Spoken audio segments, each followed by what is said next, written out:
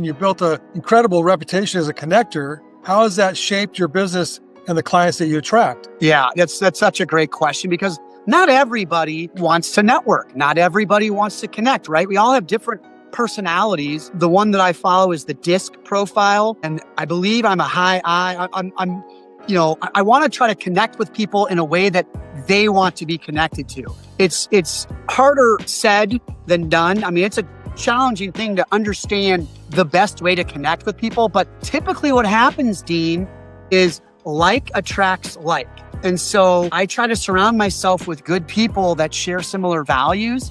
And that's what ends up happening. So I get people that appreciate my positive energy and my giver's gain approach. And that's exactly what they tend to be like as well. It's more about, how do I connect with the other folks on the personality profiles? Like for example, maybe a more introverted, numbers-based person. I got to figure out, look, they don't want to come to my events. They don't want to meet other people. They don't care if I'm happy and positive.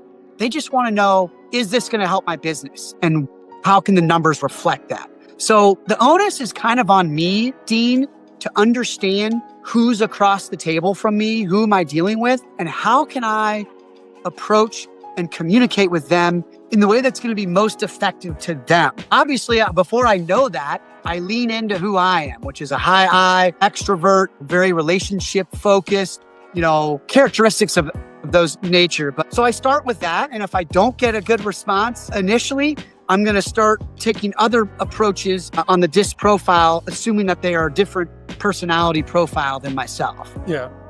Well, in real estate, we try to mirror the personality of other people. And when I was teaching young realtors how to do real estate, I said, well, your reputation and your personality is going to decide how many deals you do.